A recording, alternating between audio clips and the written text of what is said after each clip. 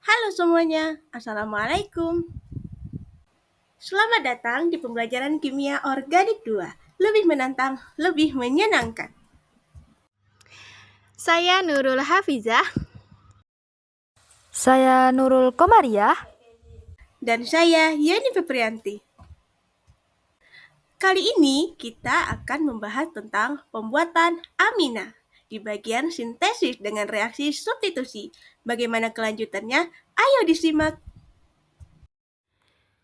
Di video kali ini kami akan membahas materi kimia organik 2 yaitu amina. Nah, pada video ini kita hanya akan membahas mengenai pembuatan amina dengan reaksi substitusi berdasarkan buku Fessenden yang telah kita pelajari sebelumnya. Nah, dalam sintesis dengan reaksi substitusi ini ada dua, yaitu reaksi amina dan alkil halida, dan yang kedua adalah sintesis fetalamida Gabriel. Nah, kita masuk yang pertama untuk reaksi substitusi, yaitu reaksi amina dan alkil halida. Nah, di layar di PPT sudah kita tampilkan mengenai reaksi umum untuk reaksi amina dan alkil halida. Yang mana di sini ada RX yaitu suatu alkil halida dan NH3 atau amina yang direaksikan dengan SN2 dan menghasilkan RNH3+ dan X-, kemudian diolah dengan basa OH- sehingga menghasilkan RNH2. Nah, untuk mekanisme reaksinya itu dimulai dari NH3 atau amina ini menyerang RX dan kemudian X-nya ini akan melepas sehingga terbentuk RNH3+. Nah, dengan cara SN2.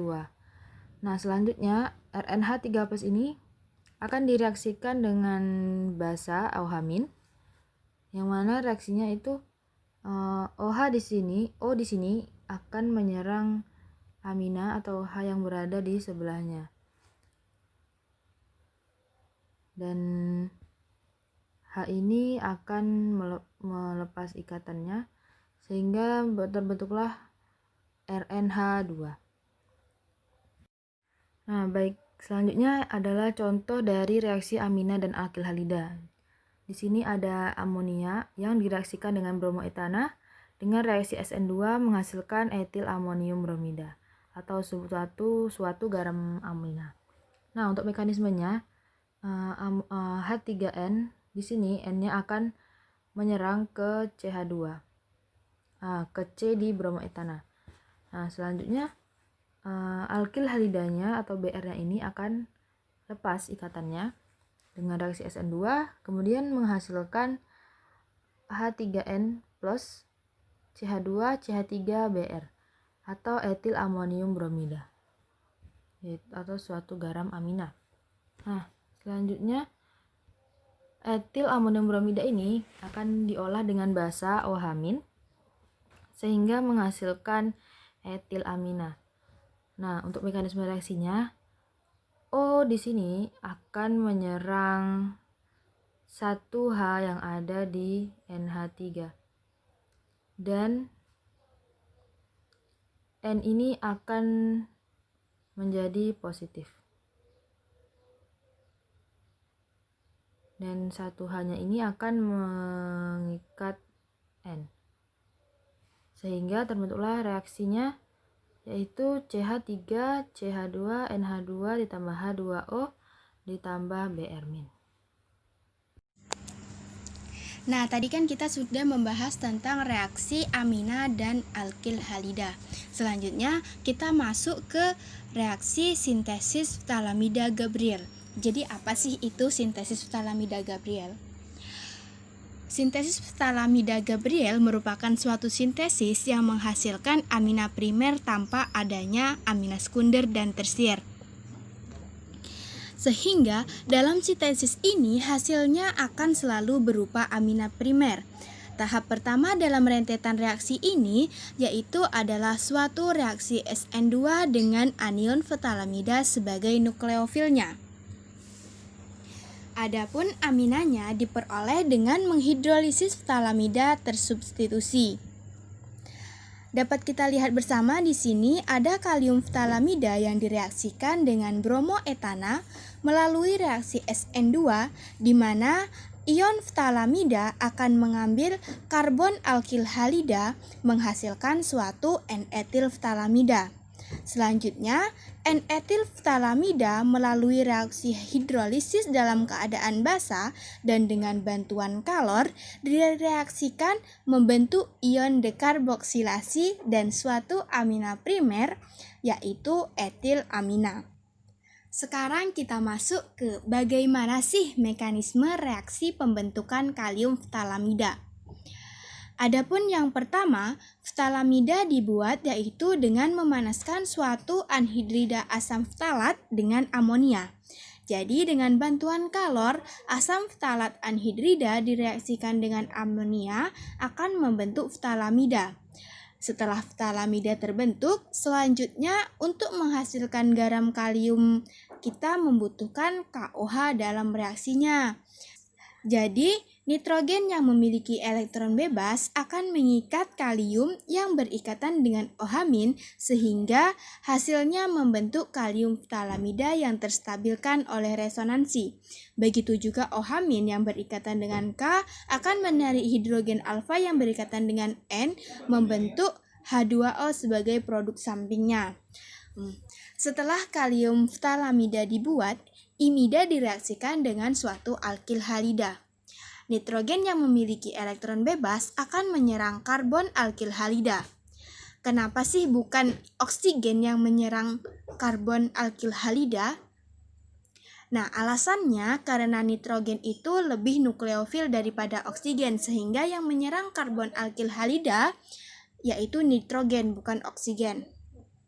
Nah, reaksi yang berlangsung adalah reaksi SN2, sehingga hasil yang terbentuk adalah suatu normal alkil ftalamida dan ion Br-. Kemudian untuk menghasilkan amina primer, kita butuh menghidrolisis alkil ftalamida. Nah, alkil ftalamida kita hidrolisis dengan bantuan kalor dan ion OH- sehingga hasilnya adalah suatu dekarboksilat dan aminanya yaitu etilamina. Untuk contoh soalnya, bagaimana membuat fenilalanina C6H5 CH2 CH CO2H NH2 dengan sintesis ftalimida.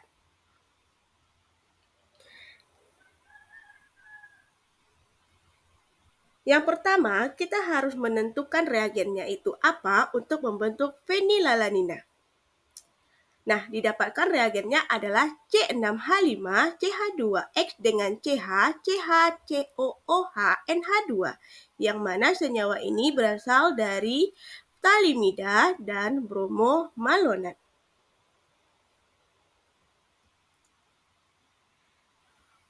Langkah selanjutnya, kita masuk ke dalam tahap sintesis.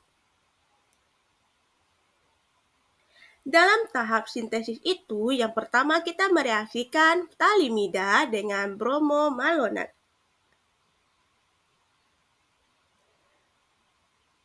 Dalam reaksinya itu, N yang elektrofil menyerang CH yang berikatan dengan Br. Kemudian Br-nya keluar.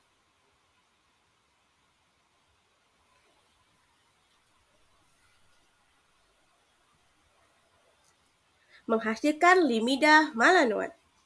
Kemudian kita reaksikan dengan pengolahan basa, tujuannya itu untuk membentuk suatu ion enaloat. Basa itu nanti akan mengambil hidrogen alfa yang berikatan dengan C, menghasilkan suatu ion enanoat. Setelah kita mendapatkan suatu ion enanoat, kemudian kita reaksikan ion itu dengan reaksi alkil halida. Nah, kan tadi udah terbentuk nih ion enal NaOH.